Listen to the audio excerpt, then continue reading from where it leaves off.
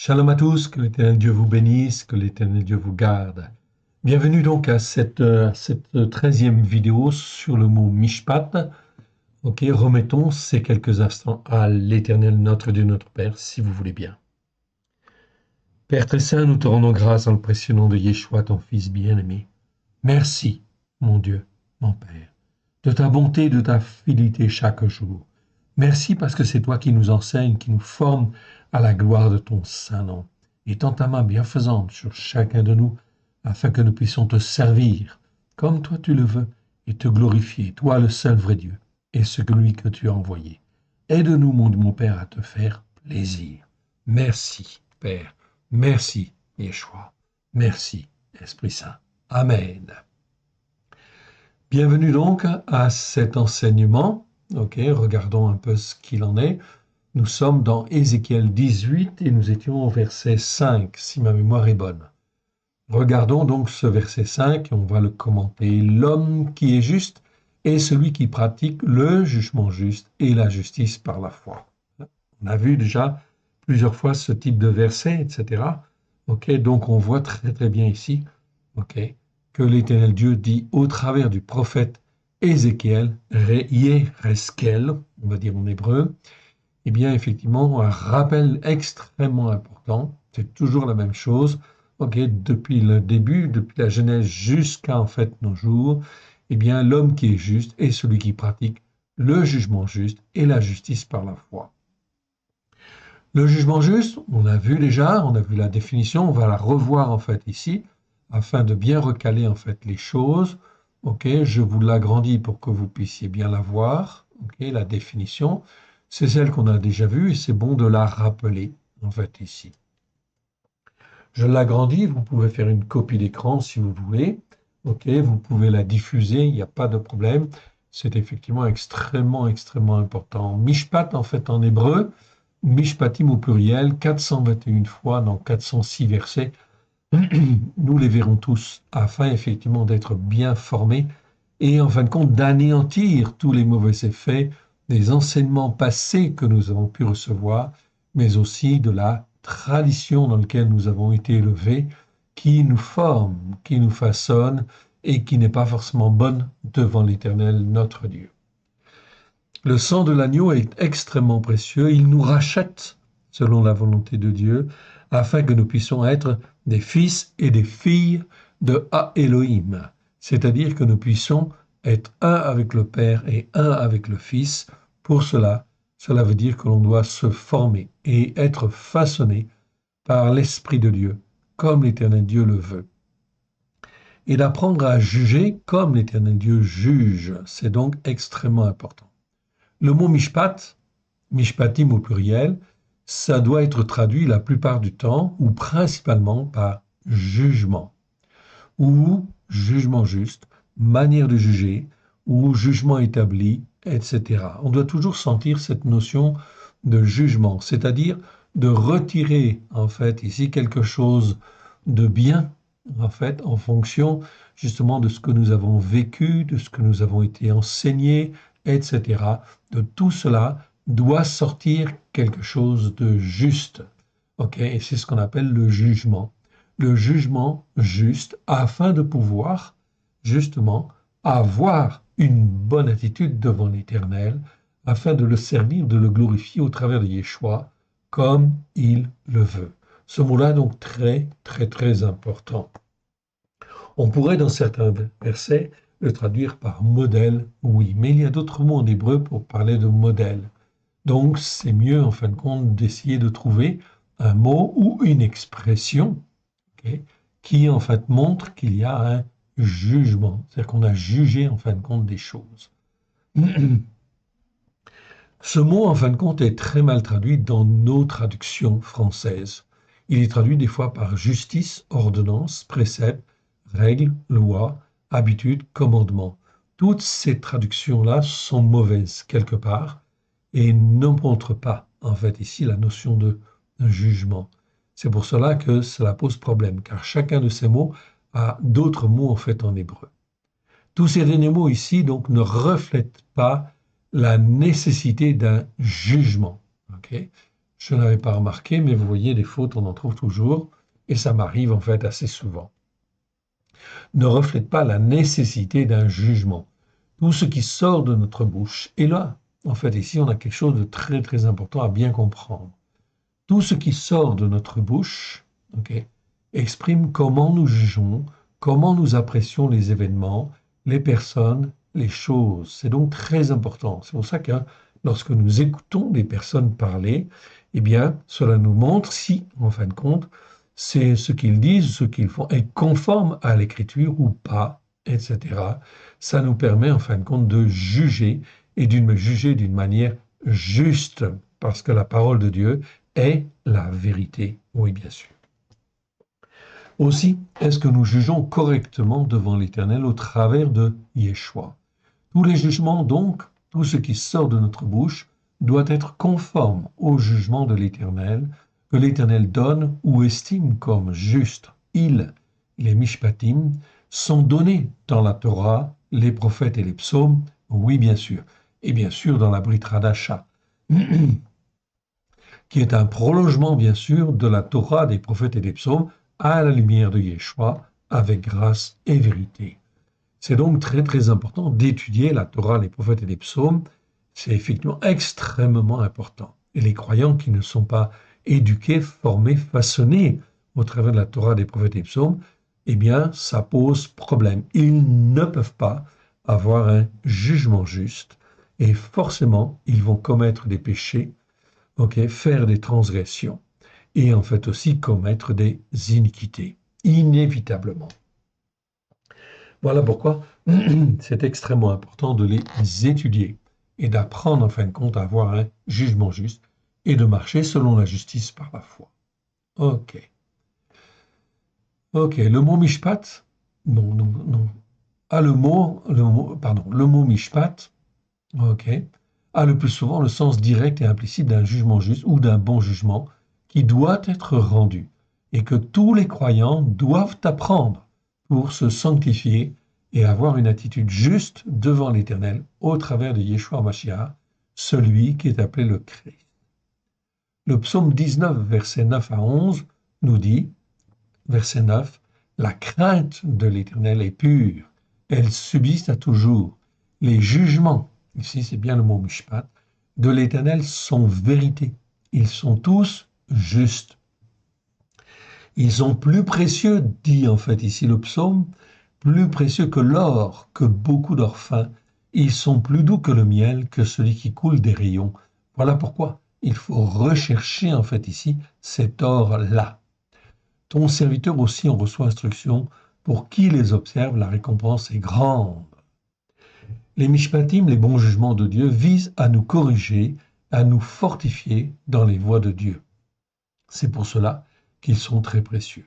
Le psaume 25, versets 8 à 9, nous dit très clairement « L'Éternel est bon et droit, c'est pourquoi il montre aux pécheurs la voie, il conduit les humbles, c'est pas les misérables ici, c'est pas les pauvres, c'est les humbles, dans le jugement juste. » Le ici est en majuscule, comme vous le voyez en fait ici, tout simplement parce que, en fin de compte, dans l'hébreu, le mot mishpat a l'article, c'est am mishpat.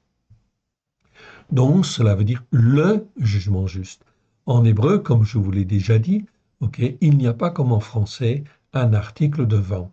En français, il y a un article devant tout, la table, la chaise, le mur, le plafond, etc. En hébreu, il n'y a pas d'article. Sauf pour dire le jugement juste ou ce jugement juste. L'article est comme quelque chose de démonstratif, c'est quelque chose d'important. Donc là, on voit que l'Éternel conduit les humbles, ceux qui lui appartiennent, par son esprit, il les conduit dans un jugement juste. C'est très important. Ici, dans les Bibles françaises, on traduit le mot par justice. C'est une erreur. Non, il conduit en fait de manière à ce que les hommes et les femmes puissent avoir un jugement juste devant lui. Il conduit ses enfants. Il enseigne aux humbles sa voie. La première fois, donc, c'est très important, vous pouvez aller vérifier, bien que dans les traductions en fait françaises, ok, les versets ne sont pas toujours très bien traduits. Voilà pourquoi il faut approfondir. La première fois où ce mot en fait apparaît, je le répète, j'insiste, c'est bien en fin de compte Genèse chapitre 18, verset 9. Là, l'Éternel Dieu parle d'Abraham. Et il dit, car je l'ai choisi, afin qu'il ordonne à ses fils et à sa maison après lui de garder la voie de l'Éternel. Comment on peut garder la voie de l'Éternel? Eh bien, ça nous a été expliqué ensuite, en pratiquant la justice par la foi, tzedaka.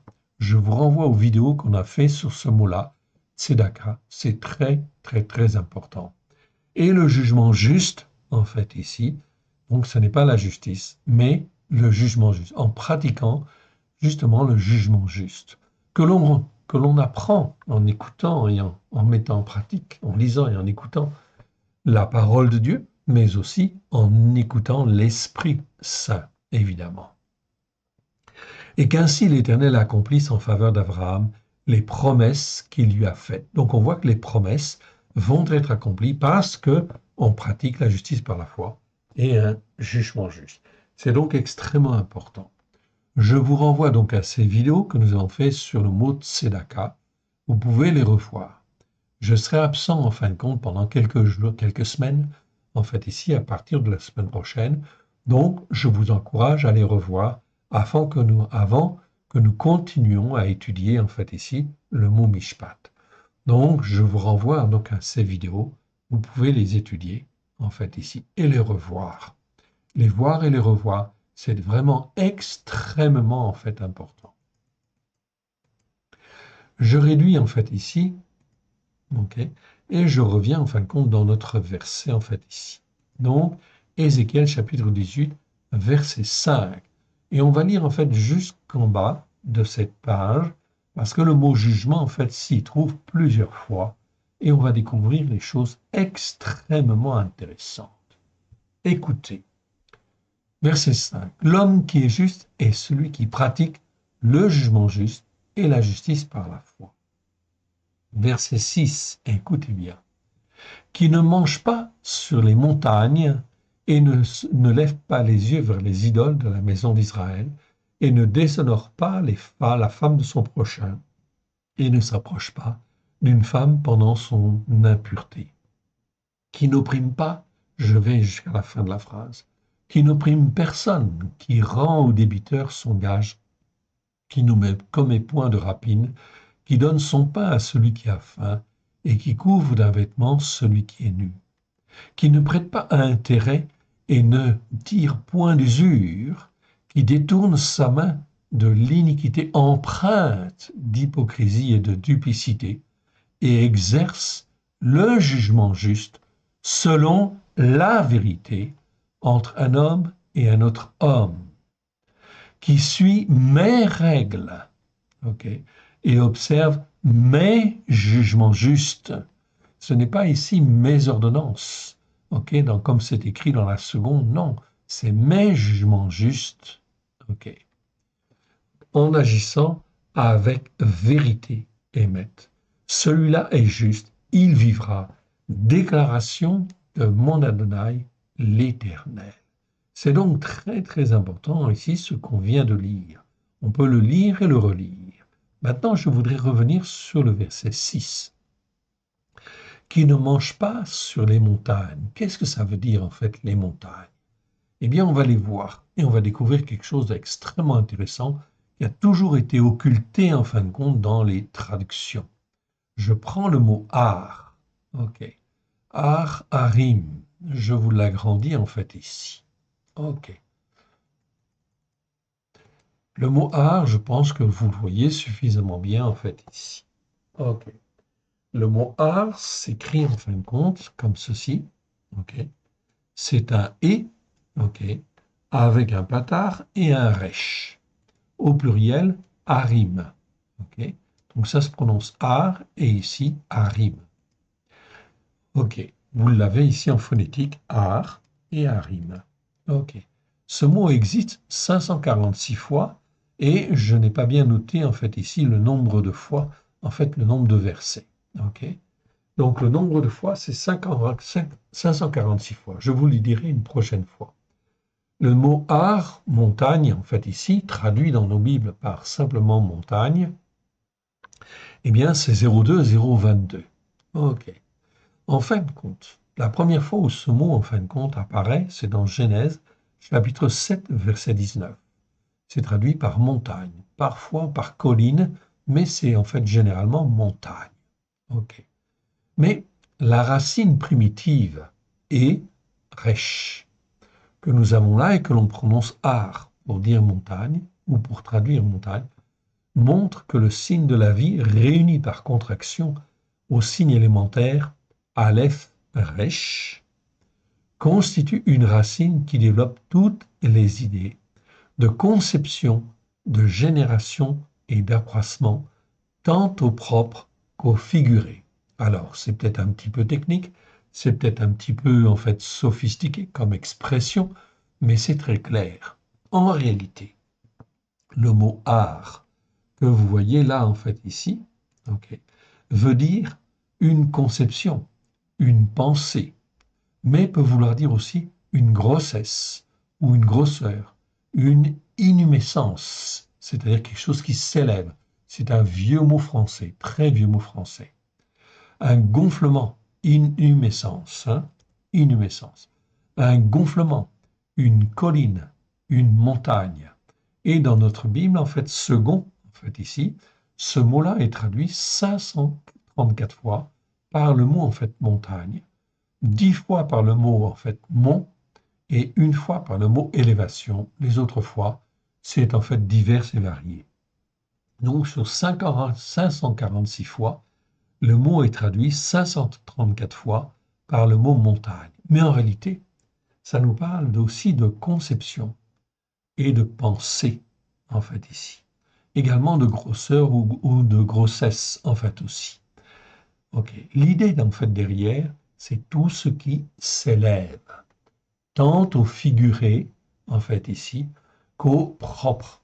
Donc, une montagne, c'est quelque chose qui est élevé, oui, bien sûr. Une grossesse, eh bien, le ventre de la maman, en fait, ici, s'arrondit, en fait, bien sûr. Donc, en fait, le début des mots pour parler de grossesse commencera par et resh, c'est-à-dire les deux premières lettres que nous venons de voir. Et aussi, en fait, tout ce qui s'élève en termes de conception, en fait, d'idées générales, etc., tout cela, en fin de compte, ça vient du mot art. Donc ici, quand on dit dans le verset 6, ok, je réduis ceci, je reviendrai sur la définition. Eh bien, en fin de compte, ici, au verset 6, on est en train de dire ici qu'il ne mange pas sur les montagnes. Donc en réalité, ça veut dire qu'il ne mange pas sur n'importe quelle conception ou, en fin de compte, comment dire, théologie ou enseignement ou en fait n'importe quoi d'autre qui s'élève, bien évidemment. Donc qui ne mange pas, en fait, sur n'importe quelle doctrine ou enseignement, oui, bien sûr. Voilà pourquoi le mot montagne, art ici, est extrêmement important et il a un sens, en fait, figuré qui nous parle de choses extrêmement importantes. Je vous en ai déjà parlé, en fait, ici, pas aussi précisément, mais en réalité, c'est exactement de cela dont on parle quand on parle de la montagne de Sion. La montagne de Sion, c'est tout ce qui s'élève et qui est glorieux et qui vient de l'Éternel, au travers des enseignements de la Torah, des prophètes et des psaumes, à la lumière de Yeshua Mashiach, avec grâce et vérité. Ainsi, si je comprends ces enseignements, si je comprends cette théologie, si je comprends en fait ces enseignements, cette doctrine, eh bien, en fin de compte, je vais pouvoir monter sur la montagne de la sainteté. C'est-à-dire que je vais pouvoir, en fait, ici, me rapprocher, en fait, ici, de l'éternel Dieu au travers de son Fils bien-aimé. Toute l'écriture, en fait, est là. Voilà pourquoi il ne faut pas monter sur d'autres montagnes. J'ai parlé des fois, en fait, de la montagne catholique, des montagnes protestantes, des montagnes évangéliques, Oui, bien sûr, car le mot, en fait, nous parle vraiment de cela. Le mot art, en fait, ici, nous parle de cela. C'est donc ici très important. L'homme qui est juste est celui qui pratique le jugement juste et la justice par la foi, qui ne mange pas sur les montagnes, qui ne mange pas sur la montagne catholique, qui ne mange pas sur la montagne protestante, ou les montagnes protestantes, ou les montagnes en fait évangéliques, si vous voulez, ou les collines évangéliques, ou n'importe quelle autre doctrine en fait ici qui soit, mais qui se concentre sur l'enseignement de la Torah, des prophètes et psaumes à la lumière de Yeshua.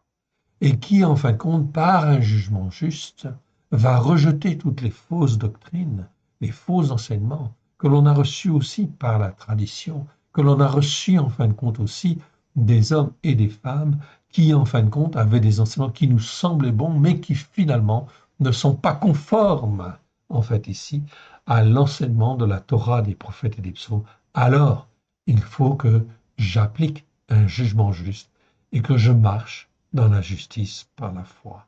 Il y a donc beaucoup de travail et cela remet en question beaucoup de choses que l'on a appris. Oui, bien sûr. Mais il faut, ici, au verset 9, heureux l'homme qui suit mes règles et observe mes jugements justes en agissant avec vérité ou selon la vérité. Et verset 8, je reprends en fait le verset 8, qui ne prête pas à intérêt et ne tire point d'usure, qui détourne sa main de l'iniquité empreinte d'hypocrisie et de duplicité. Ici, en fait, le mot, nous avons vu, en fin de compte déjà, on a fait des enseignements sur ce mot avla. Alors, je voudrais m'y arrêter quelques instants. Ce mot avel, ok, existe 20 fois dans 18 versets. On a fait en fin de compte une vidéo sur ce mot-là. Bien sûr, ce n'est pas l'iniquité tout court, c'est souvent traduit par iniquité, comme je vous ai expliqué. Ok, avon, ça veut dire iniquité. Aven, ça veut dire injustice. Entre l'iniquité avon et avel, l'injustice, il y a différentes formes en fait d'iniquité. Des iniquités en fin de compte aussi empreintes d'hypocrisie et de duplicité. Vous avez l'iniquité remplie d'hypocrisie et vous avez d'autres formes d'iniquité, on l'a vu en fin de compte déjà, qui en fin de compte font que l'homme en fait ici se dégrade dans sa foi, dans sa compréhension en fait, des choses de Dieu et va vers l'injustice, où là, il ne croit plus en fait en Dieu, il ne croit plus en fin de compte au salut, etc. Et il est perdu. Donc, Avel, je vais m'y arrêter un instant. Avel, c'est l'iniquité empreinte d'hypocrisie et de duplicité. Vous pourrez revoir en fin de compte ces versets en revoyant en fait ici, ok, ces vidéos. L'iniquité empreinte d'hypocrisie et de duplicité, c'est quoi? Eh bien, c'est quand je lis l'Écriture, ok, que j'ai vu en fin de compte que l'Éternel Dieu me rappelait en fait ici à ceci ou à cela. Mais finalement, ok, je n'écoute pas parce que je suis sur la montagne catholique, ou je suis sur une montagne protestante, ou sur une montagne ou une colline en fait évangélique, etc. Et finalement, en fin de compte, je fais preuve d'hypocrisie. Je sais, j'ai lu, j'ai entendu, mais finalement, je ne fais pas. Ok, je rentre en fait dans l'hypocrisie et je dis que je suis croyant et je dis que je suis sauvé, mais en fin de compte, je suis dans l'iniquité empreinte d'hypocrisie et de duplicité. Duplicité, ça veut dire que j'ai un langage double. J'ai un langage double. J'ai entendu intellectuellement, mais je ne fais pas. Donc là, mon iniquité, en fait, elle s'aggrave. Ce n'est plus de l'iniquité toute simple, c'est de l'iniquité empreinte d'hypocrisie et de duplicité. Cela veut dire que mon cœur, finalement, va s'endurcir petit à petit au fil des années, au fil, en fin de compte, justement, du fait de ne pas écouter et de ne pas mettre en pratique, alors que le Seigneur, par son esprit, me pousse à écouter et à mettre en pratique. Et je ne fais pas. Vous voulez des exemples? Eh bien, en fin de compte, c'est très clair. Par exemple, vous preniez un chrétien ou un croyant, ok, Il a lu dans la Bible qu'il fallait faire le Shabbat. Ok? C'est même le 4e commandement, en fait, de Dieu. Donc, il le lit, il l'écoute, mais il ne met pas en pratique. Et là, il rentre en fait dans l'iniquité empreinte d'hypocrisie et de duplicité. Car au lieu de faire le Shabbat, il fait dans la pratique, il va faire le dimanche. Il va faire les Pâques chrétiennes. Il va faire Noël. Là, ça veut dire que on est en fait dans l'iniquité empreinte d'hypocrisie et de duplicité. C'est-à-dire qu'on a une âme double. On ne suit plus en fin de compte ici la racine hébraïque de la foi. Non, on suit en fin de compte quelque chose de double, quelque chose qui a été créé au travers des siècles, mais qui n'est pas la vérité. On est dans l'iniquité empreinte d'hypocrisie et de duplicité. Donc, si je veux avoir un jugement juste, il faut que je remette en question ces choses-là et que je change en fait ici d'attitude devant l'Éternel. C'est l'Éternel qui sonde les cœurs et qui regarde ce que nous faisons. Ok. C'était donc très important en fin de compte ici. On va continuer en fait ici à lire. Ok. Celui qui est juste, deuxième partie du verset 9. Ok. On va prendre le verset, pardon, je reviens ici, je réduis en fait ici mon texte, sinon ça va perturber en fait ici toute l'organisation qu'on a pu mettre sur les textes. Donc je répète ici, qui ne prête pas intérêt, qui ne tire point d'usure, qui détourne sa main de l'iniquité empreinte d'hypocrisie et de duplicité, et exerce le jugement juste selon la vérité. Et la Torah est la vérité. Psaume 119, verset 142, vous pouvez vérifier. Okay? Mais ce n'est pas traduit la Torah, évidemment. Pourtant, dans le texte hébreu, c'est bien la Torah. La Torah est vérité. Torah est maître en hébreu. Et ça veut dire en hébreu, en français, ta Torah est la vérité. Okay? Nous, en français, nos Bibles, en fait, sont traduites en disant, en fait, la loi est la vérité. Ok, en principe. Mais c'est mieux de dire la Torah. En hébreu, c'est bien le mot Torah. Comme ça, on ne dévie pas, en fin de compte, dans la traduction. Verset 9. Qui suit mes règles et observe mes jugements justes, en agissant avec vérité. Celui-là est juste. Il vivra. C'est-à-dire qu'il a la vie éternelle. Déclaration de mon Adonai, l'Éternel. Ça veut dire que si je suis sauvé, je le répète encore, par le sang de l'agneau, mais si je n'écoute pas et que je ne mets pas en pratique comme l'Éternel Dieu le veut, car j'ai été racheté pour écouter et mettre en pratique selon un jugement juste et selon la justice par la foi. Si maintenant je ne le fais pas, ou le croyant qui dit, en fait ici, je suis sauvé par le sang de l'agneau, mais qui n'écoute pas et qui ne met pas en pratique, alors il va perdre son salut. Le salut lui était promis, mais en fin de compte, il ne sera jamais, jamais sauvé, pour la raison simple qu'il n'écoute pas et ne met pas en pratique. Celui-là est juste, il vivra. Déclaration de l'Éternel. Okay. Verset 10, on va continuer. S'il a un fils qui soit violent, qui répande le sang, qui commette quelque chose de semblable, si ce fils n'imite en rien la conduite de son père, s'il mange sur les montagnes, okay, s'il déshonore la femme de son prochain, s'il mange sur les montagnes, c'est-à-dire s'il va suivre en fait telle doctrine ou telle autre doctrine, en fait on va dire ici, okay, telle conception, okay, telle pensée en fait ici qui n'est pas conforme à la parole de Dieu, s'il déshonore la femme de son prochain, s'il opprime le malheureux et l'indigent, s'il commet des rapines, s'il ne rend pas le gage, s'il lève les yeux vers les idoles et fait des abominations, s'il prête à intérêt, c'est pour ça que lorsque l'on prête, eh bien, il ne faut pas prêter à intérêt. Si tu prêtes à un frère, ne prête pas à intérêt. S'il prête à intérêt et tire une usure, ce fils-là vivrait, il ne vivra pas, dit l'Éternel. Il a commis toutes ces abominations, qu'il meure, que son sang retombe sur lui, dit la parole de Dieu. C'est vraiment terrible. Mais si un homme a un fils qui voit tous les péchés que commet son père, qui les voit et n'agisse pas de la même manière, si ce fils ne mange pas sur les montagnes, donc sur les mêmes autres, il nous suit les mêmes doctrines, si vous voulez, ok? Eh bien, en fin de compte, il ne lève pas les yeux vers les idoles de la maison d'Israël, s'il ne déshonore pas la femme de son prochain, s'il n'opprime personne, s'il ne prend point de gage, s'il ne commet point de rapine, s'il donne son pain à celui qui a faim, et couvre d'un vêtement celui qui est nu, s'il tend sa main aux pauvres, ok, s'il n'exige ni intérêt ni usure, s'il observe mes jugements et suit mes règles, celui-là ne mourra pas, dit l'Éternel. Pour l'iniquité de son père, il vivra.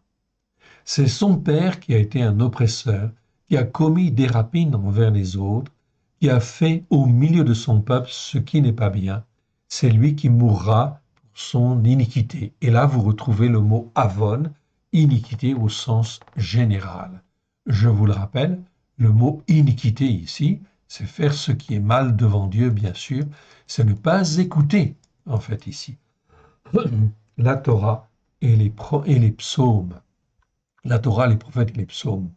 Donc le mot iniquité n'est pas souvent, en fin de compte, bien expliqué, n'est jamais expliqué dans les églises, jamais, malheureusement. Mon frère, ma sœur, si tu écoutes une autre doctrine, un autre enseignement que les enseignements de la Torah, des prophètes et des psaumes, tu es automatiquement dans l'iniquité.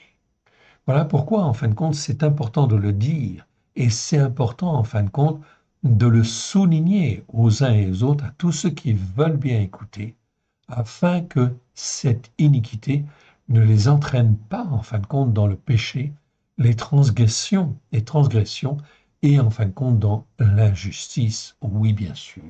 Yeshua est très, très clair, en fin de compte, lorsqu'il parle d'injustice et de justice. Vous pouvez, en fait, regarder les vidéos que nous avons faites sur le sujet. C'est extrêmement important et fondamental. Voilà pourquoi beaucoup de croyants sont dans l'iniquité, sinon, je dirais presque la très grande majorité aujourd'hui des chrétiens en 2023 sont dans l'iniquité au moins. Peut-être dans leurs yeux n'ont-ils pas péché, n'ont-ils pas transgressé, mais ils sont dans l'iniquité parce qu'ils n'écoutent pas et n'écoutent pas et ne mettent pas en pratique. Résultat des courses, ils mourront dans leur iniquité. Dans les temps qui viennent, la colère de Dieu va se répandre sur la terre. Et effectivement, elle est là pour juger aussi tous les croyants. C'est l'Éternel Dieu qui juge et qui forme. Donc rappelez-vous du mot avon. Je rappelle, le mot avon existe. Ok, je vous le montre là. Existe 230 fois. Ok, dans 213 versets. Numéro Strong 05 771. On avait vu tous les versets sur l'iniquité. Je vous encourage donc à en fait les revoir. Oui, bien sûr. Ok. Attendez, j'agrandis en fait ceci pour le mettre à la même taille, ok? Et en fin de compte, je vais réduire en fait ceci afin que cela ne perturbe pas l'organisation de nos textes. En fait ici, très bien. 4. Ok, très bien. Vous dites pourquoi le Fils ne porte-t-il pas l'iniquité de son Père? C'est que le Fils a agi selon un jugement juste ici. C'est traduit dans la seconde par droiture. Non, selon un jugement juste, et la justice par la foi. C'est qu'il a observé et mis en pratique toutes mes règles. Il vivra. Ok. C'est donc très très clair en fait ici ce que l'Éternel Dieu dit en fait ici au travers de ce chapitre 18 de Ézéchiel. Vous pouvez le lire et le relire bien sûr, mais vous ne trouverez pas forcément en fin de compte cette traduction. Oui bien sûr, car nous l'avons travaillée afin qu'elle soit accessible. On continue en fin de compte ce chapitre, si vous le voulez bien, et on va continuer au fait au verset 20. Ok. Et je vais lire verset 20 jusqu'à 32. C'est-à-dire qu'on va lire en fait ici toute la page, tellement en fin de compte elle est cruciale, extrêmement importante. Verset 20 nous dit, l'âme qui pêche, c'est celle qui mourra. Le Fils ne portera pas l'iniquité de son Père, et le Père ne portera pas l'iniquité de son Fils. La justice par la foi du juste sera sur lui, et la méchanceté du méchant sera sur lui. Alors, bien sûr, vous avez vu, effectivement, qu'il y a des versets qui disent que l'iniquité du Père est transmise, en fait, jusqu'à la troisième ou quatrième génération, même parfois, en fin de compte, 10e génération, même parfois plus. Ici, le Seigneur dit, l'âme qui pêche, c'est celle qui mourra. Le Fils ne portera pas l'iniquité de son Père, et le Père ne portera pas l'iniquité de son Fils. La justice par la foi du juste sera sur lui, et la méchanceté du méchant sera sur lui.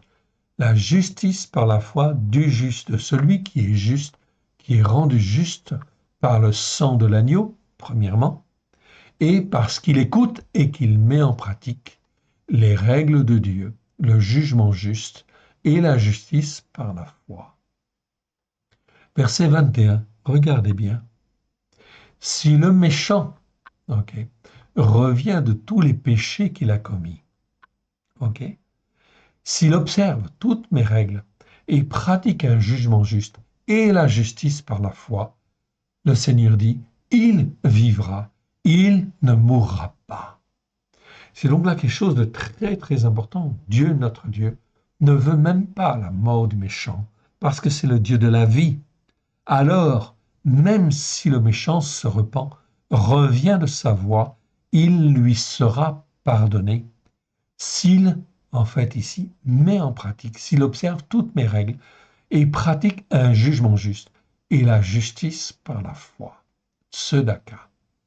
Il vivra, il ne mourra pas.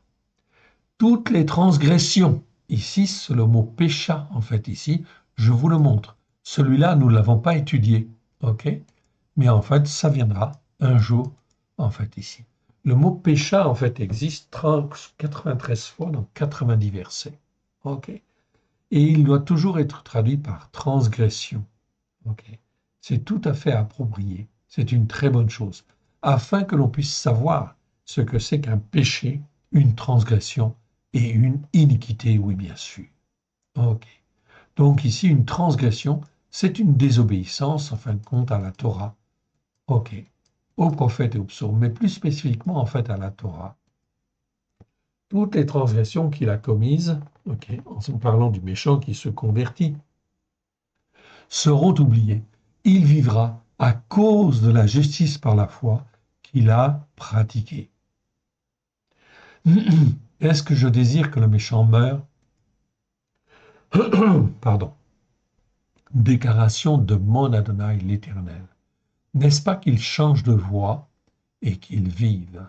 Là, on a une expression extrêmement claire donc en fait, de l'Éternel au travers de ce verset de Ézéchiel chapitre 18 verset 23. On va le retrouver dans d'autres passages en fait ici. L'Éternel Dieu ne veut même pas la mort du méchant. Voilà pourquoi l'Éternel Dieu ne fait pas mourir le méchant tout de suite.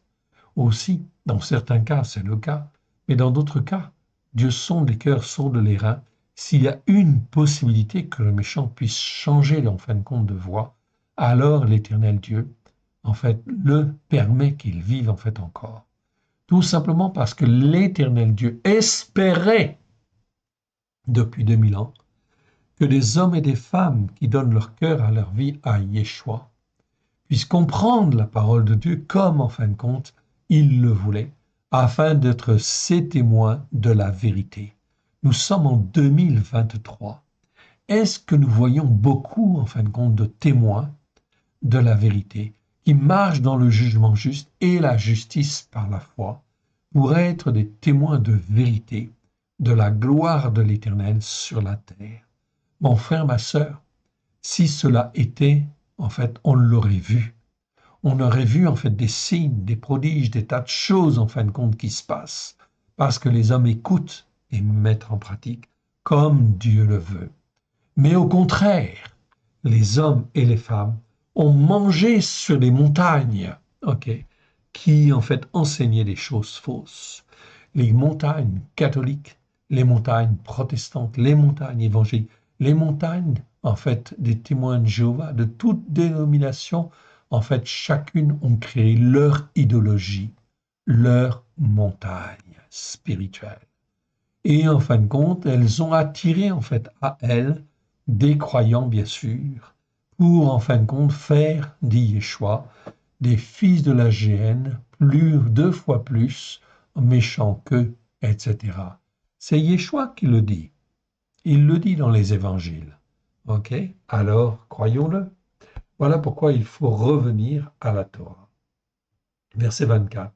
Si le juste se détourne de sa justice par la foi et commet l'iniquité empreinte d'hypocrisie et de duplicité, c'est exactement le mot que l'on a vu tout à l'heure, ok, que je ne décris pas en fait à nouveau, mais je vous le montre. C'est le mot Avel, en fait, ici, qui est là. Avel, 20 fois dans 18 versets, qui nous parle non pas seulement d'iniquité, mais d'iniquité, en fait, ici, empreinte d'hypocrisie et de duplicité. Ok. S'il imite toutes les abominations du méchant, vivra-t-il? Toute sa justice par la foi sera oubliée parce qu'il s'est livré à l'infidélité. Mon frère, ma sœur, c'est terrible. Voilà pourquoi il faut prier, il faut intercéder, en fait, ici, pour que l'Éternel fasse sortir, en fait, ici, tous ceux qui lui appartiennent de toutes les montagnes, de toutes les assemblées qui ne disent pas la vérité, qui ne marchent pas selon la justice par la foi et selon un jugement juste, afin que les uns et les autres puissent être sauvés, oui bien sûr. Donc là, le Seigneur dit très clairement, si le juste se détourne de sa foi, le juste, c'est celui qui a été racheté par le sang de l'agneau. Si le juste se détourne de sa justice par la foi et commet l'iniquité empreinte d'hypocrisie et de duplicité, je vous laisse juge. S'il imite toutes les abominations du méchant, vivra-t-il? Toute sa justice par la foi sera oubliée, parce qu'il s'est livré à l'infidélité et n'a pas manqué de commettre des péchés. À cause de cela, il mourra. Verset 25. Vous dites la voix de mon Adonai n'est point droite. Écoutez donc, maison d'Israël.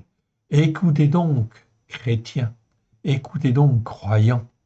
Est-ce ma voix qui n'est pas droite? Ne serait-ce pas plutôt vos voix qui ne sont pas droites? Si le juste se détourne de sa justice par la foi, s'il commet l'iniquité empreinte d'hypocrisie et de duplicité, et meurt pour cela, il meurt à cause de l'iniquité empreinte d'hypocrisie et de duplicité qu'il a commise. Si le méchant revient de sa méchanceté et pratique un jugement juste et la justice par la foi, on répète en fait ici. L'Éternel répète tellement c'est important. Il fera vivre son âme. Verset 28. S'il ouvre les yeux et se détourne de toutes les transgressions qu'il a commises, il vivra, il ne mourra pas.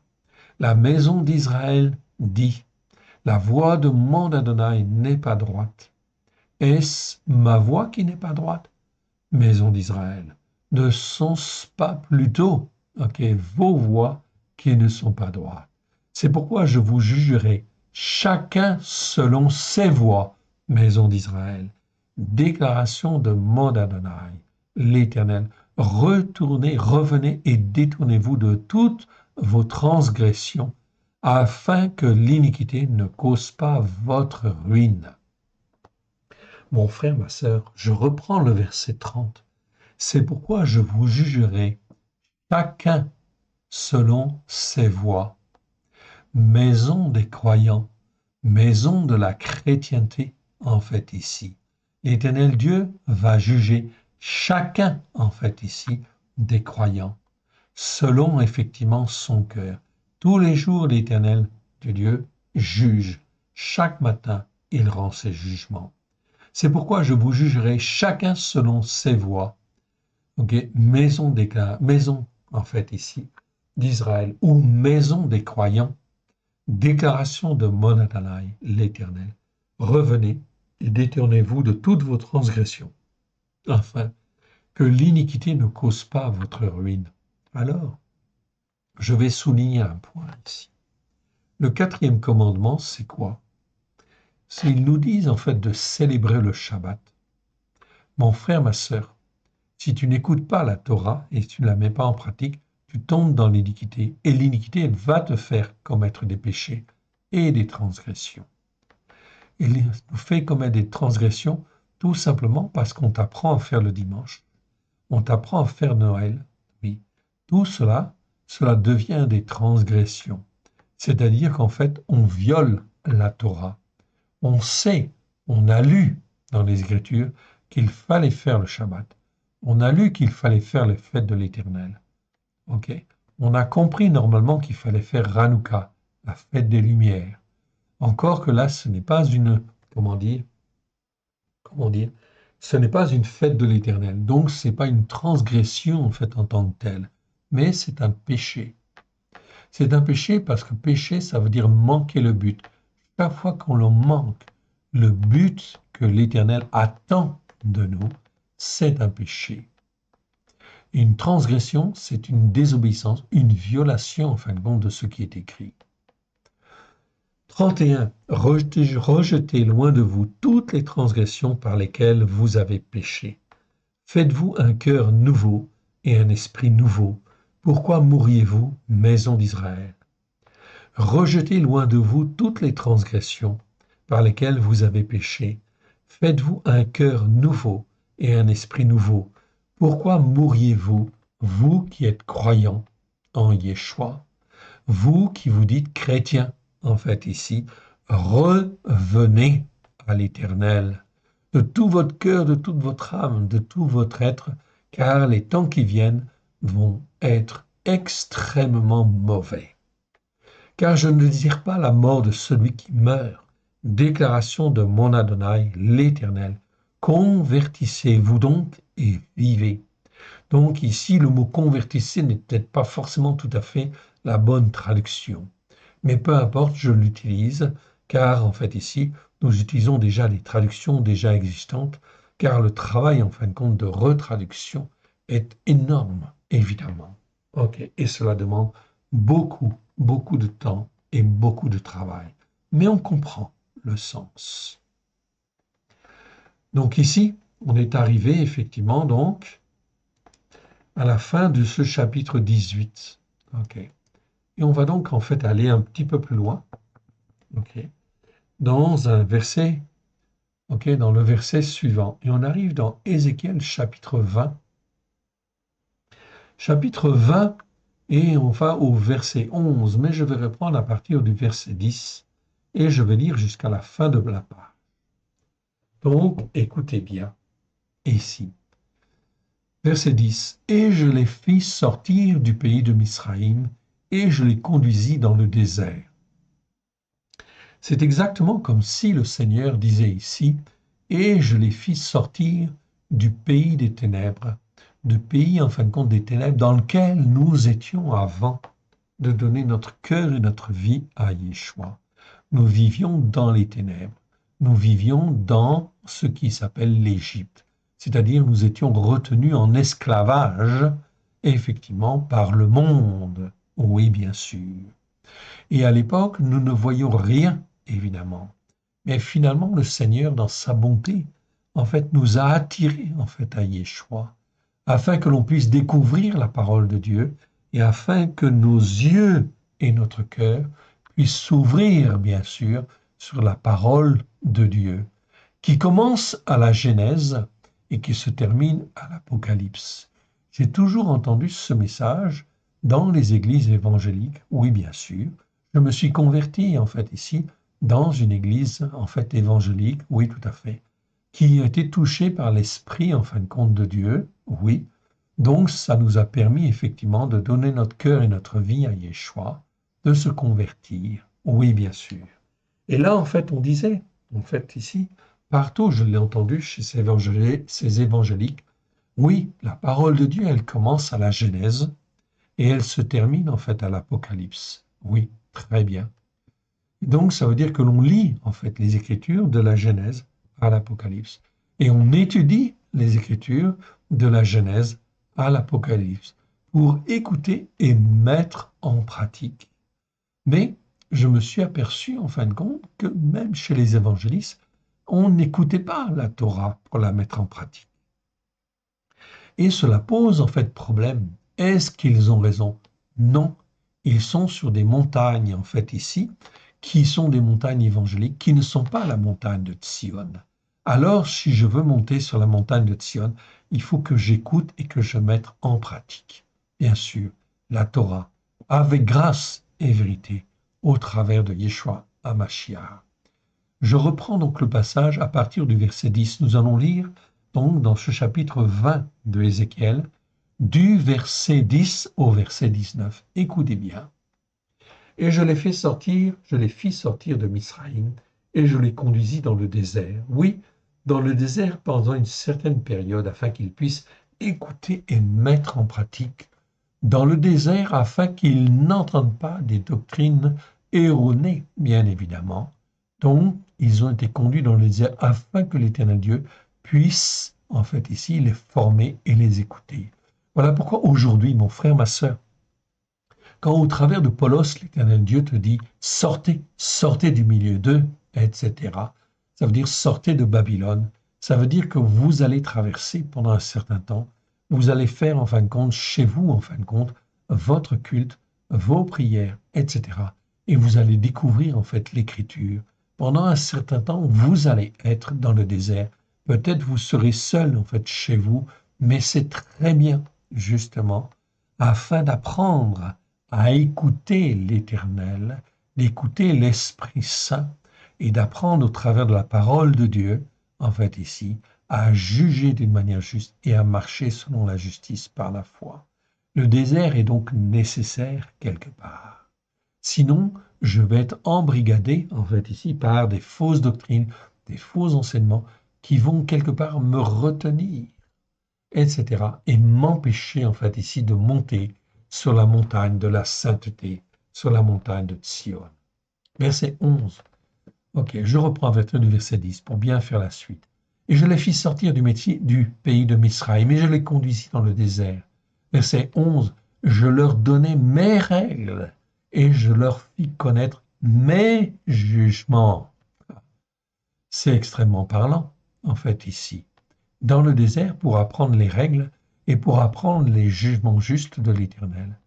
Ok? Et mes jugements, que le descendant d'Adam, ici il y a l'article en hébreu devant le mot Adam. Ici c'est Adam.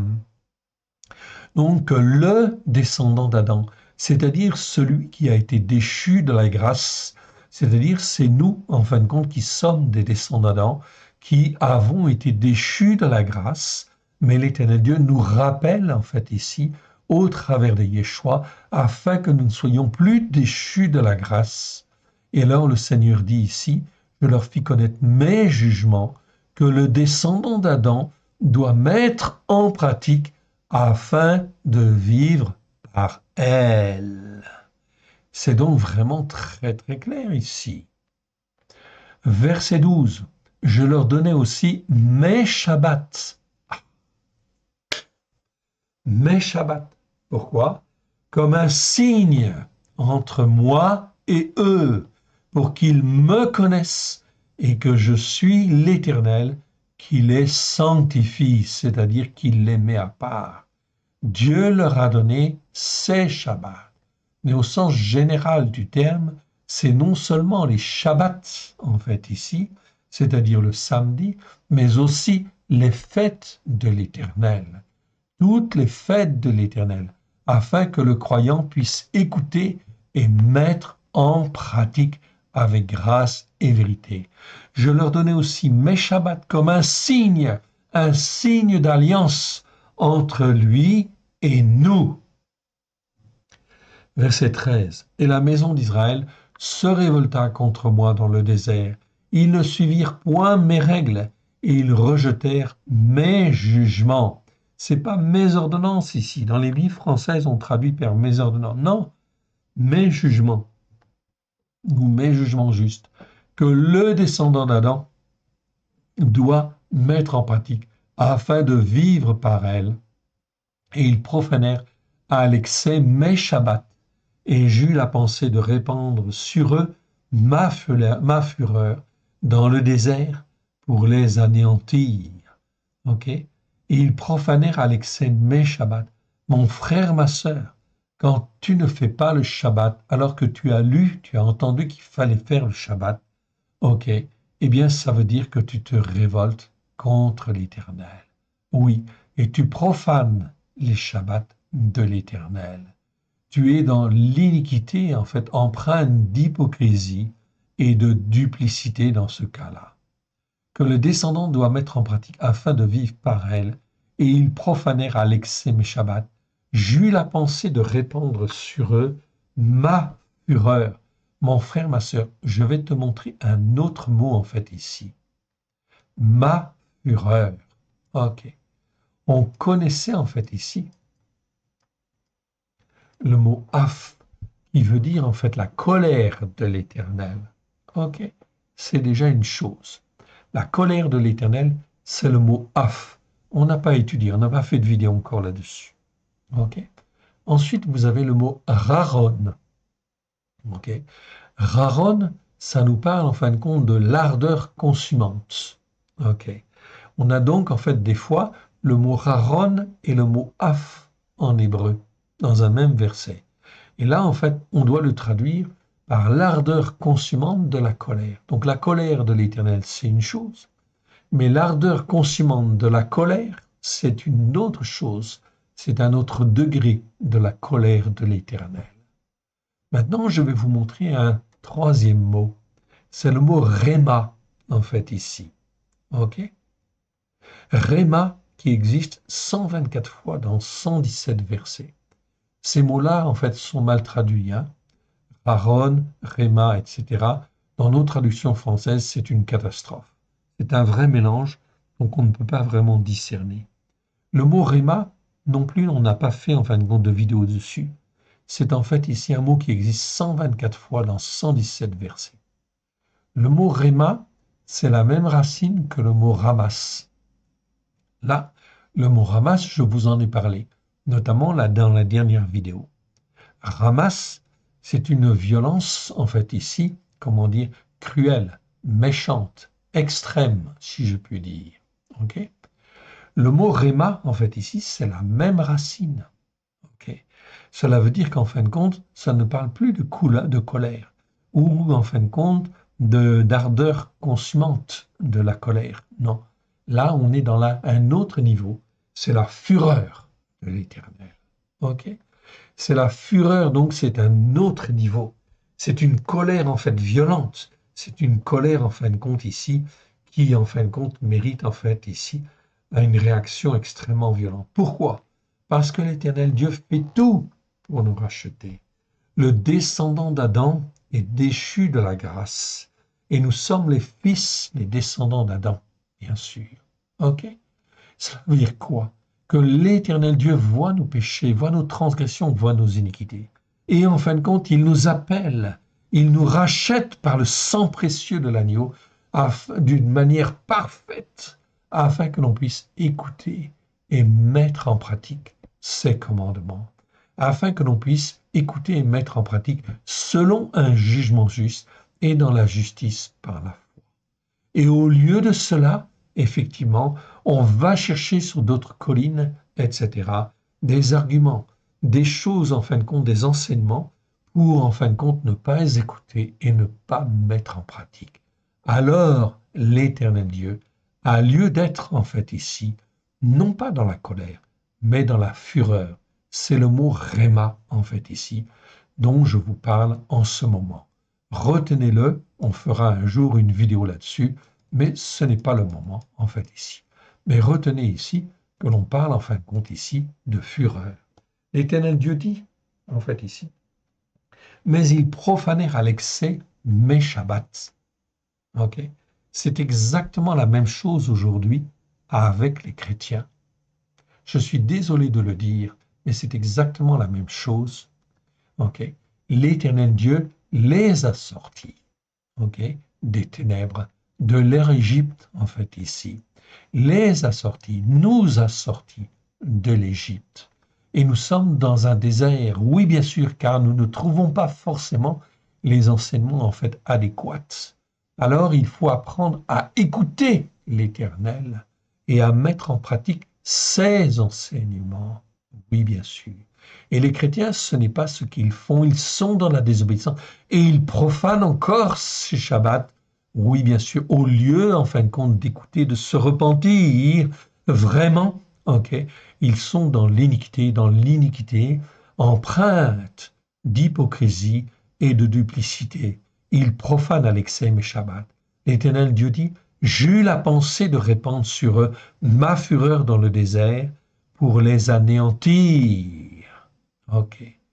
C'est pour ça que l'Éternel Dieu va faire venir tout un certain nombre de choses difficiles à supporter, afin que les uns et les autres puissent se poser les bonnes questions, etc., et se repentir et revenir à la Torah de l'Éternel, aux enseignements de la Torah de l'Éternel, avec grâce et vérité. Non pas dans la violence, mais avec grâce et vérité. L'Éternel Dieu donc prévoit, en fait, ici, des calamités. Tous ceux qui se disent « Je suis sauvé par le sang de l'agneau », mais qui n'écoutent pas et ne mettent pas en pratique. Verset 15. Dans le désert, je levai ma main vers eux pour ne pas les conduire dans le pays que je leur avais destiné, pays où coule le lait et le miel, le plus beau de tous les pays. Voilà ce que l'Éternel fait, en fait, dans le désert. Dans le désert, je levai ma main vers eux pour ne pas les conduire dans le pays que je leur avais destiné, pays où coule le lait et le miel, le plus beau de tous les pays. Mon frère, ma sœur, c'est exactement pareil aujourd'hui. Si tu es croyant en fait en Yeshua, viens et écoute. Sinon, dans le désert, le Seigneur peut te conduire en fait ici, ok, en fait, ne te conduira pas dans le pays qu'il a prévu pour toi, mais il va te faire dériver, il va te faire errer en fait ici pendant tout un certain nombre, tout un certain temps, jusqu'à ce que tu te poses les bonnes questions, pourvu que tu te poses les bonnes questions. Sinon, tu risques de mourir même dans le désert, dans ton désert spirituel que tu es en train de traverser en fait ici, quelque part. Car il n'y a pas en fin de compte de communauté messianique même qui soit bien ancrée sur la Torah, les prophètes et les psaumes à la lumière de Yeshua. Ok, ça n'existe pas. Il faut marcher pour le moment dans le désert. Oui, bien sûr. Ok. Donc, je reprends à partir du verset 15. Dans le désert, je levai ma main vers eux pour ne pas les conduire dans le pays que je leur avais destiné, pays où coule le lait et le miel, le plus beau de tous les pays. Et cela parce qu'ils rejetèrent mes jugements justes, ok, c'est pas mes ordonnances, c'est mes jugements, et ne suivirent pas mes règles. Là, c'est le mot ruka. On n'a pas fait de vidéo sur ce mot-là, mais c'est bien mes règles. C'est le mot ruka ici. Et parce qu'ils profanèrent mes Shabbats, car leur cœur ne s'éloignait pas de leurs idoles, car leur cœur ne s'éloignait pas de leurs faux enseignements, les enseignements qu'ils avaient reçus et qu'ils gardaient en fin de compte dans leur cœur comme des excuses pour ne pas écouter et ne pas mettre en pratique. C'est bien sûr de la désobéissance et de la insoumission. C'est de l'iniquité et même de l'iniquité aggravée quelque part, de l'iniquité empreinte d'hypocrisie et de duplicité. Vous appelez ça comme vous voulez, mais en tout cas, c'est de la désobéissance. Et l'Éternel Dieu dit, ils profanèrent mes Shabbats, car leur cœur ne s'éloignait pas de leur idole. Ok. Je suis l'Éternel, votre Elohim. Suivez mes règles et observez mes jugements et pratiquez, mettez-les en pratique, dit le Seigneur. Mettez-les en pratique.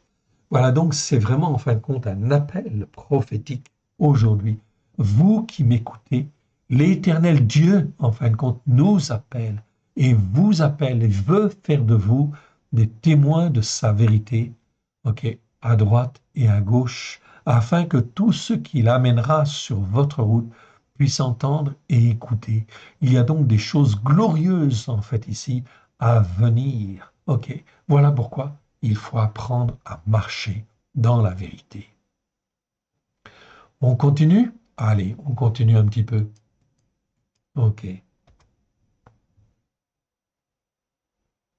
Et on arrive en fin de compte maintenant, donc ça on a vu, ok, ça on a vu, on arrive en fin de compte maintenant dans Ézéchiel 20, Ézéchiel 20, c'est toujours le même, et on continue. Ok. On continue, c'est très bien, et on va partir, on va dire à partir de 20, et on va aller jusqu'à 26 cette fois-ci. Ok. Sanctifiez mes Shabbats, ok, qu'il soit entre moi et vous un signe. Donc le Seigneur dit en fait, si tu fais en fait les Shabbats, ce sera un signe en fait.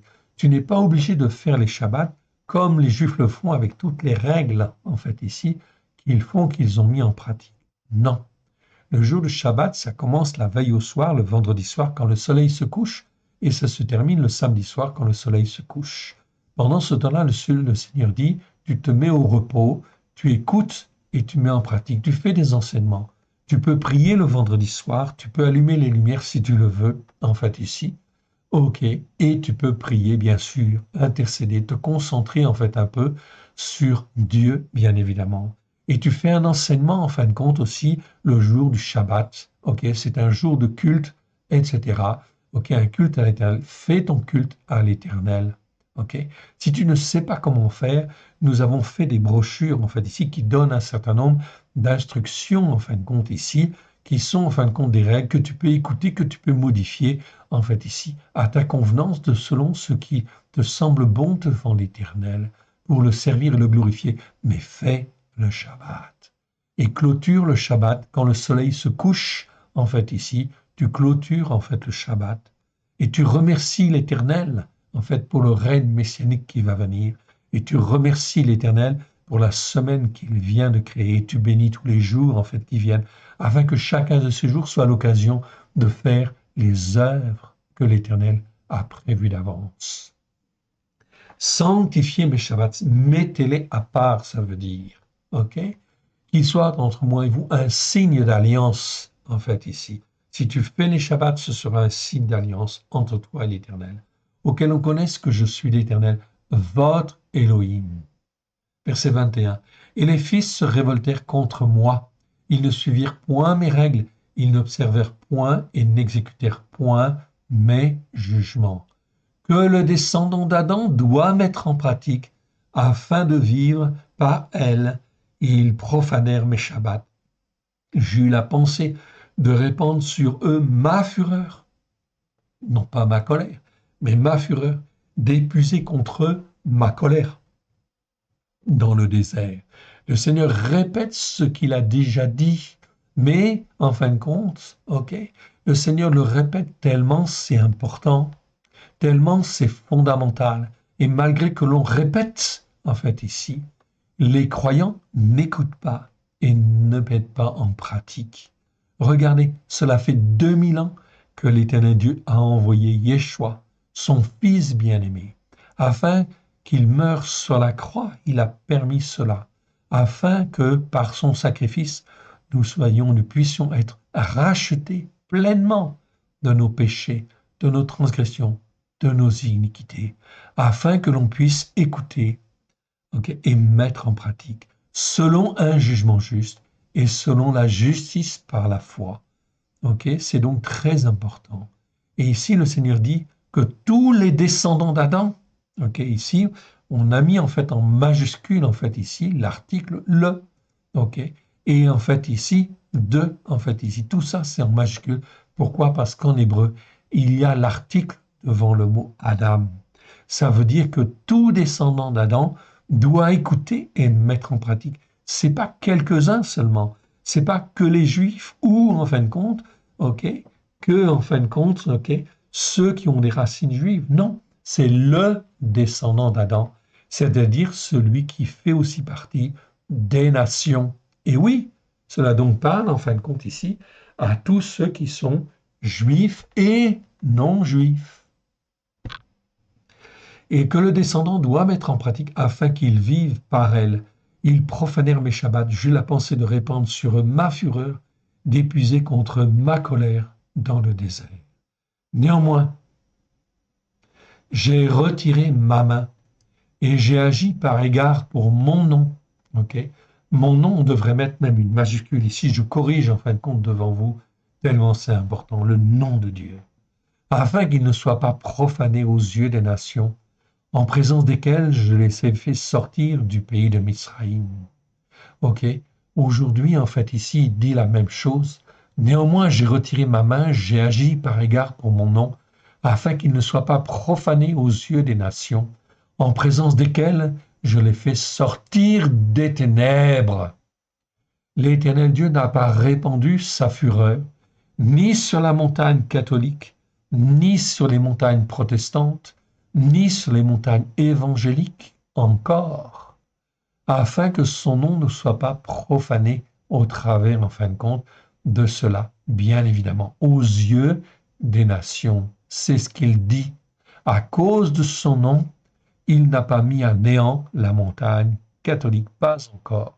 Ok. La montagne protestante et la montagne évangélique. Mais vous voyez, inévitablement, que de plus en plus, en fin de compte, de croyants quittent, en fait, ici, les montagnes catholiques, les montagnes, en fait, protestantes, et les collines évangéliques ou les montagnes évangéliques, vous l'appelez comme vous voulez, en fait, ici. De plus en plus, les églises se vident. Pourquoi? Parce que, en fait, ici, on ne dit pas la vérité. Parce qu'elles se vident, elles vont être jugées, en fait, ici.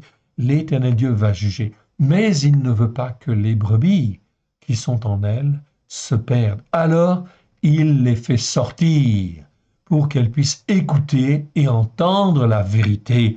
Voilà pourquoi, mon frère, ma sœur, l'Éternel Dieu te parle, en fait, ici, en ce moment, pour te dire, témoigne autour de toi, ok, qu'il y a une voie, en fait, ici, droite, bien évidemment, en écoutant et en mettant en pratique, avec grâce et vérité, la Torah, bien évidemment, que les gens puissent venir écouter, bien sûr, l'enseignement au travers de Yeshua sur la Torah, les prophètes et les psaumes. Peu importe le lieu, si vous entendez en fait ici qu'à un lieu on écoute et on met en pratique ce genre de choses, vous pouvez creuser et y aller en fait ici, peu importe. Ok, mais ce qui est important, c'est de venir sur la Torah. Et l'Éternel Dieu parle. Ok, je les ai fait sortir de Mitzraïm. Ok, je les ai fait sortir des ténèbres. Dans le désert, je levai encore ma main vers eux pour les disperser parmi les nations et les répandre en divers pays, parce qu'ils ne mirent point en pratique mes jugements, parce qu'ils rejetèrent mes règles, profanèrent mes Shabbats et tournèrent leurs yeux vers les idoles de leurs pères. Voilà pourquoi l'Éternel Dieu fait sortir les uns et les autres, en fait ici, ok, dans le pareil qu'il les répand parmi les nations. Verset 25. Je leur donnais aussi des lois. Ici, c'est bien, en fin de compte, le mot roc, donc c'est bien le mot loi, qui n'étaient pas bonnes, ok, et des jugements erronés. Ah, comment ça?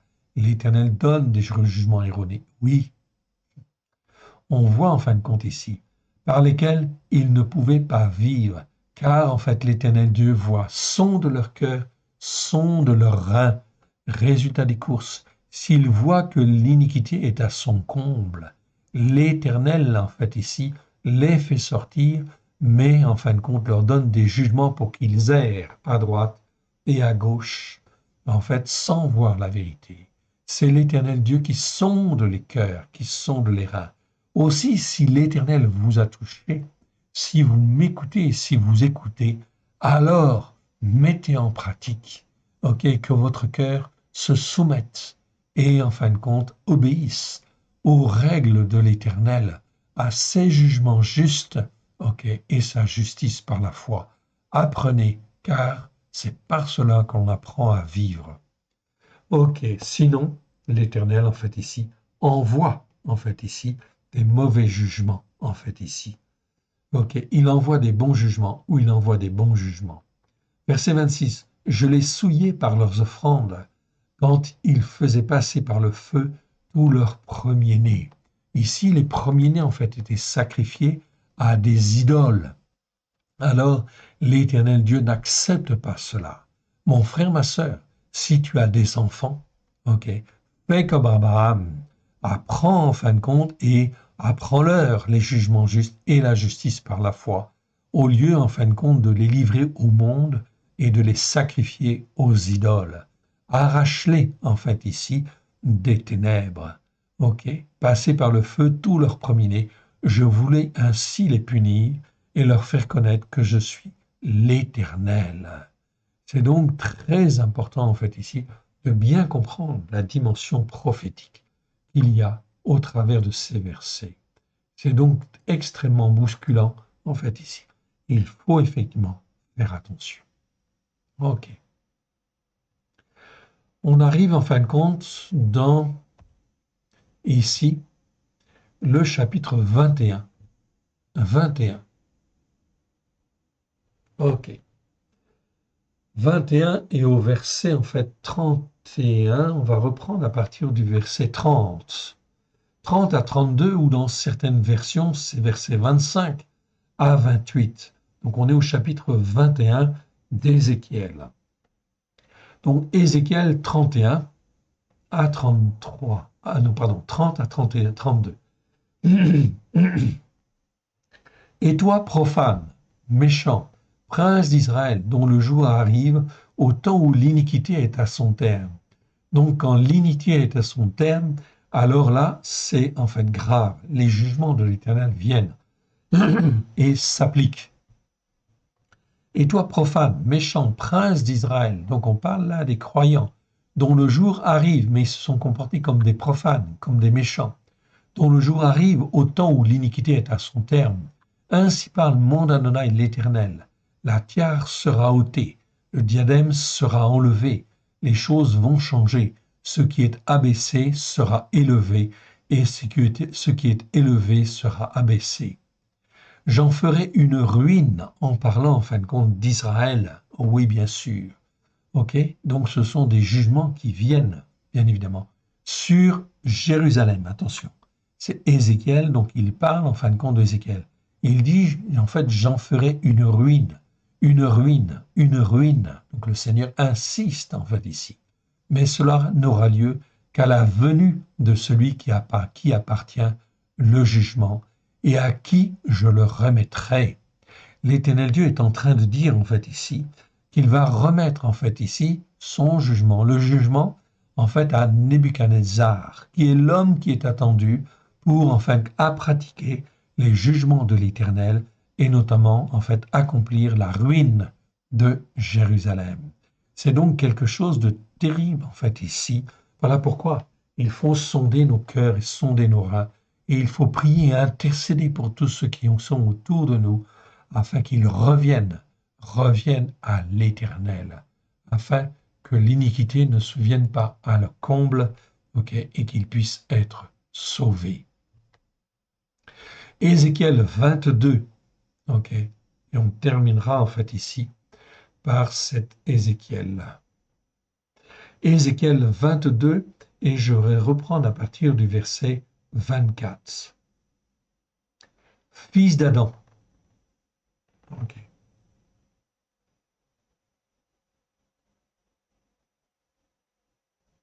Ok, je reprends à partir du verset 24. Ok, excusez-moi, j'étais juste concentré sur un verset. Ok, fils d'Adam. Donc l'Éternel Dieu parle en fait ici à tous les fils d'Adam. Donc on n'est pas là dans les Juifs et en fait les gens des nations, hein, en fait des non-Juifs. Non, on est en fait dans les fils d'Adam. Ça concerne tous les hommes qui sont sur la terre. Dis à Yerushalayim, tu es une terre qui n'est pas purifiée, qui n'est pas arrosée de pluie au jour de la rage due à l'indignation. Ces prophètes conspirent dans son sein, comme des lions rugissants qui déchirent leur proie. Ils dévorent les âmes et s'emparent des richesses et des choses précieuses. Ils multiplient les veuves au milieu d'elles. Donc les prophètes aujourd'hui, en fait ici, faites attention. Est-ce qu'ils sont sur la Torah, les prophètes et les psaumes? Est-ce qu'ils font le Shabbat, les fêtes de l'Éternel? Elles qui sont vraiment bien ancrées sur la Torah, les prophètes et les psaumes?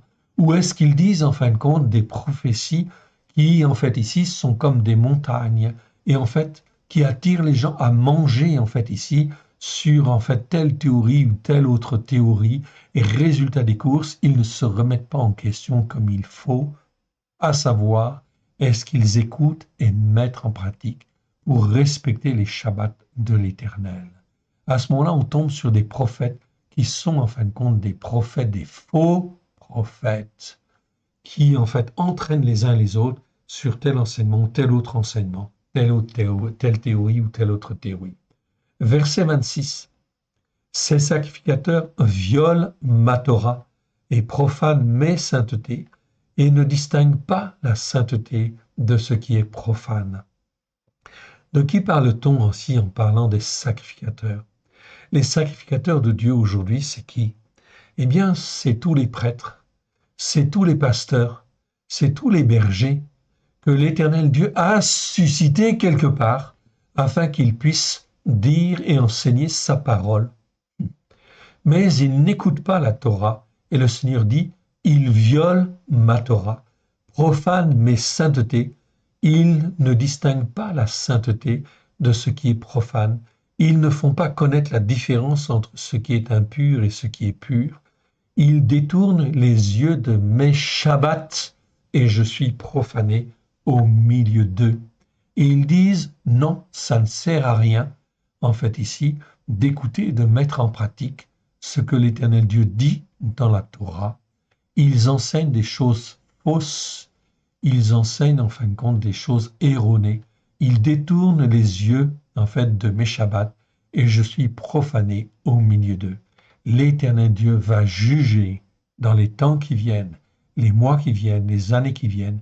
L'Éternel Dieu va juger tous ceux qui sont comme des sacrificateurs et qui auraient dû enseigner des choses saintes. Verset 26. Ces chefs sont dans son sein comme des loups qui déchirent leur proie. Ils répandent le sang, perdent des âmes pour assouvir leur cupidité. Et les prophètes ont pour eux des enduits de plâtre, des vaines visions, des oracles menteurs, c'est-à-dire leurs prophètes disent des choses en fin de compte qui ne sont pas justes. Des enduits de plâtre, c'est-à-dire que ça ne colmate rien du tout, ça ne guérit rien du tout. Ok. Des oracles menteurs, ils disent ainsi parle mon Adonai l'Éternel, et l'Éternel ne leur a point parlé. Ils disent des choses de leur cœur. Aujourd'hui, l'Éternel dit revenez, revenez à la Torah. Nous sommes en 2023. Ce sont les temps de la fin et Yeshua est venu afin de racheter les uns les autres et de les ramener sur la Torah, les prophètes et les psaumes. Verset 30.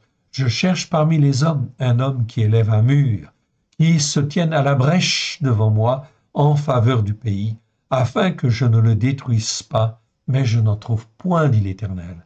Alors levez-vous, mon frère, levez-vous, ma sœur, ok, intercédez et priez, en fait, ici, ok, et parlez, en fait, ici, soyez sur la brèche, afin, effectivement, que le pays ne soit pas, en fin de compte, détruit, ok. Verset 31, je répandrai sur eux la rage due à mon indignation, je les consumerai par le feu de ma colère, je ferai retomber leur voix sur leur tête, en fait, ici, déclaration de mon Adonai l'Éternel. Mon frère, ma sœur, c'est vraiment très clair comme message. Alors, en fait, ici, si vous pouvez, en fait, ici, en parler, c'est très bien. Sinon, faites référence à ces vidéos aussi, si vous le voulez, notamment à cette vidéo numéro 13, en fait, ici. OK, très important sur le jugement. OK. Et le jugement, en fin de compte, de tous ceux qui n'écoutent pas la parole de Dieu pour la mettre en pratique. On arrive en fait ici à Ézéchiel 23, verset 24. Mais je vais m'arrêter là pour aujourd'hui et je note en fait ici Ézéchiel, ok. Donc 23, verset 24. Et on reprendra là la prochaine fois. Ok. Voilà. Là, on continuera en fait ici. C'est donc très important. On va en fin de compte ici remettre à l'Éternel ce que nous avons reçu. Remettons à l'Éternel. Père très saint, nous te rendons grâce dans le précieux nom de Yeshua. Merci Seigneur pour ta parole que tu nous as donnée aujourd'hui. Et étends ta main bienfaisante, Seigneur, que tout ce qui n'est pas de toi, dans le nom de Yeshua, s'en aille dans les lieux arides. Que ce qui est de toi, Seigneur, soit loin de grâce et de vérité, et que tu puisses nous le révéler, nous le confirmer, nous le révéler dans toute sa largeur, sa longueur, sa hauteur et sa profondeur. Étends ta main bienfaisante et que par ton esprit, oui, tu nous révèles ta vérité à la gloire de ton saint nom, afin que nous puissions te servir, te glorifier comme toi tu le veux. Étends ta main bienfaisante, nous te rendons grâce dans le précieux nom de Yeshua, car sans toi, nous ne pouvons rien faire. Et sans toi, nous ne pouvons pas nous lever, en fait, ici, à la gloire de ton saint nom. Étends ta main bienfaisante. Nous voici, Seigneur, corps, âme et esprit devant toi. Nous nous humilions, nous nous couvrons du sang précieux de l'agneau. Nous invoquons les mérites de l'agneau sur chacun de nous. Parle, Seigneur, ton serviteur, ta servante, écoute. Que l'Éternel Dieu vous bénisse, que l'Éternel Dieu vous garde, dans le précieux nom de Yeshua, son Fils bien-aimé. Amen.